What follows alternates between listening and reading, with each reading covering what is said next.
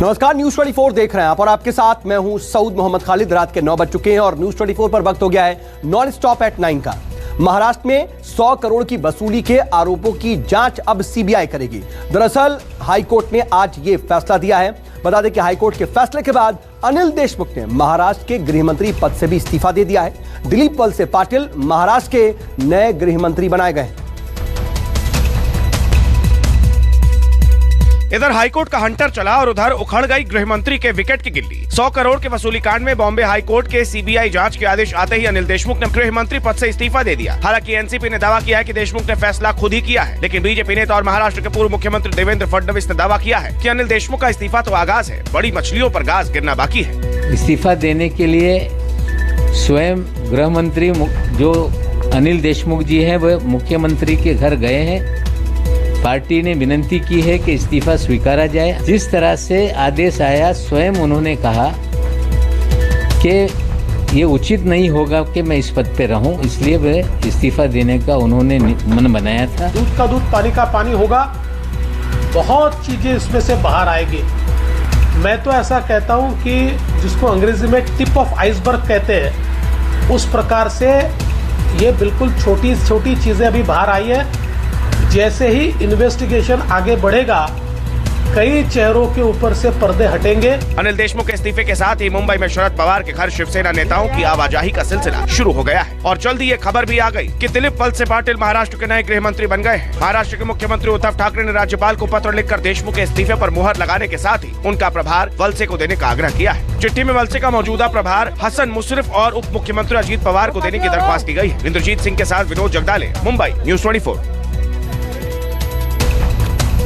इधर नंदीग्राम से दीदी की हार की मुनादी में मशगूल बीजेपी पर ममता बनर्जी ने तगड़ा पलटवार किया है। हुगली के देवानंदपुर में व्हील चेयर पर बैठी ममता ने दावा किया कि वो एक पैर से न सिर्फ नंदीग्राम बल्कि पूरा बंगाल जीतेंगी। ममता बनर्जी ये इशारा करने से भी नहीं चूकी कि उनका अगला निशाना अब दिल्ली का सिंहासन है।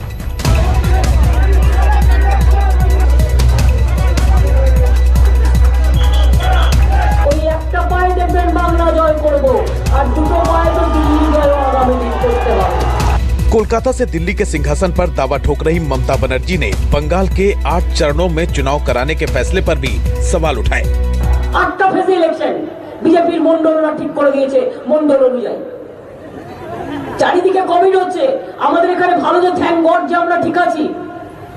এই সময় উচিত ছিল না যে পরিস্থিতি বিচার করে অল্প সময়ের মধ্যে 3-4টা ফেজ ইলেকশনটা কমপ্লিট করে দেওয়া? কি চায় বিজেপি? বলে কোভিড হয়েছে, ইলেকশন বন্ধ করে দাও। এই চালাকি চলবে না, এটা মাথায় রেখে নাও। অনেক হয়েছে, ইলেকশন যখন শুরু হয়েছে ইলেকশন শেষ করতে হবে।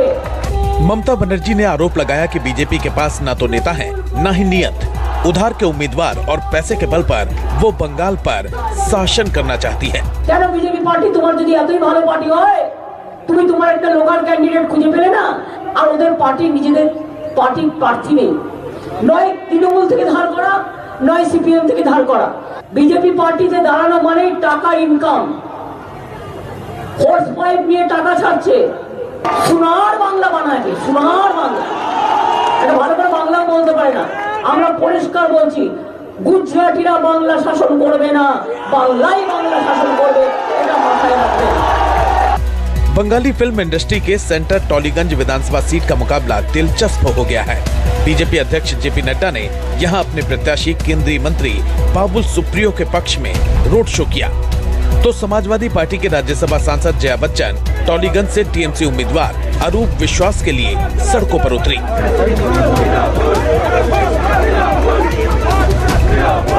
टॉलीगंज सीट पर चौथे चरण में 10 अप्रैल को वोट डाले जाएंगे। पश्चिम बंगाल में पहले 2 चरणों का मतदान 27 मार्च और 1 अप्रैल को संपन्न हो चुका है और तीसरे चरण में मंगलवार यानी 6 अप्रैल को 3 जिलों की 31 सीट पर वोट डाले जाएंगे। मनोज पांडे, कोलकाता, न्यूज 24। छत्तीसगढ़ के बीजापुर में नक्सलियों से मुठभेड़ में शहीद जवानों को श्रद्धांजलि देने के बाद केंद्रीय गृह मंत्री अमित शाह ने नक्सलियों के सफाई का संकल्प लिया है, लेकिन कांग्रेस 23 जवानों की शहादत के लिए केंद्रीय गृह मंत्री का इस्तीफा मांग रही है।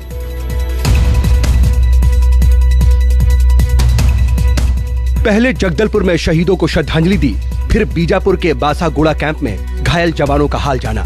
देश जाबाजों की शहादत से गुस्से में था। गृह मंत्री के दिल में भी आक्रोश की आग धधक रही थी। छत्तीसगढ़ के मुख्यमंत्री भी नक्सलियों की इस कायराना हरकत को हजम नहीं कर पा रहे थे।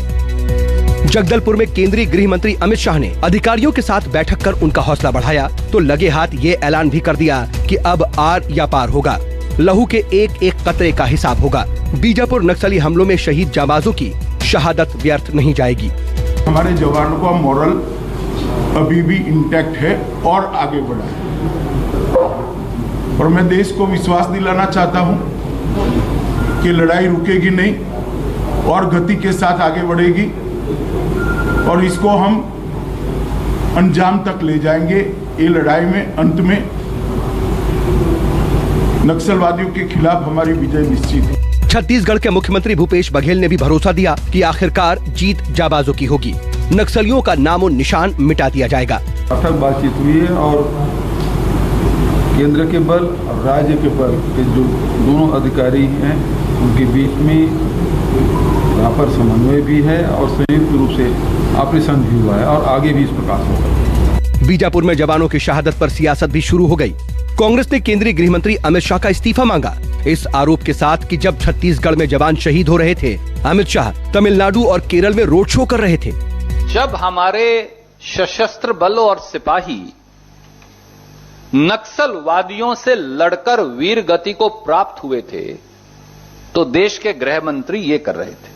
ये देखिए, वो रोड शो कर रहे थे 1000 लाइट्स असेंबली तमिलनाडु में। भरोसा रखना, आपके साथियों का बलिदान व्यर्थ नहीं जाएगा। जिस उद्देश्य के लिए इन्होंने बलिदान दिया है वो उद्देश्य निश्चित रूप से पूरा होगा और विजय हमारी। मुठभेड़ का मास्टरमाइंड खूंखार नक्सली हिडमा है। हिडमा का पूरा नाम मांडवी हिडमा उर्फ इमदुल पोडियाम भीमा है। सुकमा जिले के पुआरती गांव का रहने वाला हिडमा माओवादी दंड कारण स्पेशल जोनल कमेटी का सदस्य है और नक्सलियों की peoples liberation guerrilla army battalion 1 का कमांडर है। अनपढ़ होने के बावजूद हिडमा न सिर्फ फर्राटेदार अंग्रेजी बोलता है बल्कि कंप्यूटर का भी जानकार है। 40 लाख के इनामी नक्सली हिडमा के ग्रुप में करीब 180 से 250 नक्सली हैं, जिनमें महिलाएं भी शामिल हैं। लेकिन हिडमा को पकड़ना इसीलिए मुश्किल है क्योंकि पुलिस के पास उसकी कोई हालिया तस्वीर मौजूद नहीं है। हालांकि 23 जवानों की शहादत के बाद सुरक्षा बलों ने हिडमा समेत 8 नक्सली कमांडरों के सफाई की सौगंध ली है और इसे अंजाम तक पहुंचाए बिना वो दम नहीं लेंगे। Bureau report, news 24।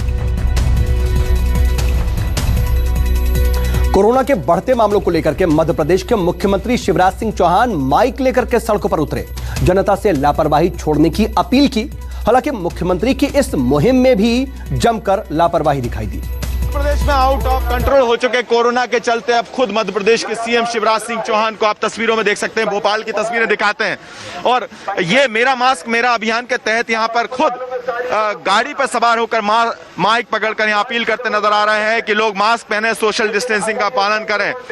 Shivraj Singh Chauhan Bhopal में अलग अलग इलाकों में यहाँ से पहुंचेंगे और यहाँ से पूरा ये हर जगह जाके अपील करेंगे। करीब 50 से 60 किलोमीटर का दायरा होगा जहाँ पर शिवराज सिंह चौहान ऐसे पहुंचेंगे। सीएम शिवराज के इस अपील के बाद भी लोग यहाँ पर सोशल डिस्टेंसिंग की धज्जियां खुद उड़ाते नजर आ रहे हैं। ऐसे में बड़ा सवाल यह है कि इस तमाम कोशिशों के बाद जिस तेजी से मध्य प्रदेश में कोरोना का संक्रमण बढ़ रहा है, फैल रहा है, उस आंकड़ों के बीच भोपाल में लगातार केस बढ़ रहे हैं और साथ में मध्य प्रदेश के 4 बड़े शहर जो कि लगातार इस संक्रमण से तेजी से आंकड़ा बढ़ाते नजर आ रहे हैं। और ऐसे में अब खुद सूबे के मुख्यमंत्री शिवराज सिंह चौहान को माइक पकड़कर और कार पर सवार होकर इस तरह की अपील भी करनी पड़ रही है कि लोग को अगर बचना है कोरोना संक्रमण से तो सोशल डिस्टेंसिंग और मास्क लगाना बेहद जरूरी है।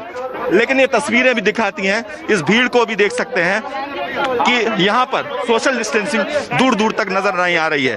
और इन तस्वीरों के बीच सवाल ये उठता है कि आखिरकार जब खुद सीएम शिवराज के रोड शो में अगर ऐसी तस्वीरें दिखेंगी तो फिर कैसे कोरोना से जंग लड़ी जा सकेगी। कैमरा पर्सन कमलेश व्यास के साथ विपिन श्रीवास्तव, भोपाल, न्यूज़ 24।